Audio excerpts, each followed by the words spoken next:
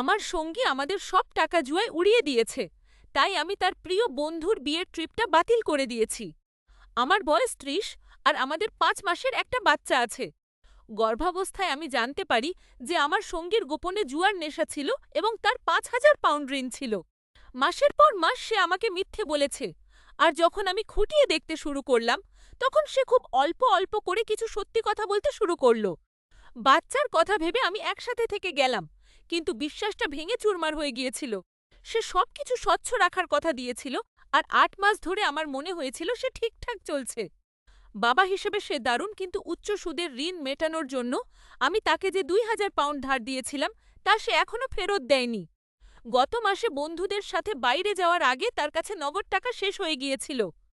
আমি তাকে বিশ্বাস করে সাধারণ খরচের জন্য তার ক্রেডিট কার্ডটা ফেরত দিয়েছিলাম, আর সেটাই ছিল আমার সবচেয়ে বড় ভুল। যখন আমি স্টেটমেন্ট চেক করলাম, দেখলাম ৩৫০ পাউন্ড উধাও একটি সন্দেহজনক বেটিং সাইটে অল্প অল্প করে পাঠানো হয়েছে। যখন আমি তাকে জিজ্ঞেস করলাম, সে আমাকে বোঝানোর চেষ্টা করল যে এটা একটা বাড়ির বিল ছিল। যখন সেই মিথ্যেটা ধরা পড়ে গেল, তখন সে স্বীকার করল যে সে ঘোড়দৌড়ের ওপর বাজি ধরেছিল। আমি ভীষণ রেগে গিয়েছিলাম। আমি মাতৃত্বকালীন ছুটিতে আছি এবং আমার হাতে সীমিত টাকা, আর সে টাকার অপচয় করছে। তাই তার প্রিয় বন্ধুর বিয়ে আর তার নিজের জন্মদিনের জন্য আমি যে লং উইকেন্ড ট্রিপ বুক করেছিলাম সেটা বাতিল করে দিলাম। এখন সে বলছে যে আমি খুবই কঠোর হয়েছি। সে তার বন্ধুকে বলতে লজ্জা পাচ্ছে যে সে যেতে পারবে না। এমনকি সে গোপনে অন্য হোটেল বুক করার চেষ্টাও করেছে, এই আশায় যে সে আমাকে মনাতে পারবে।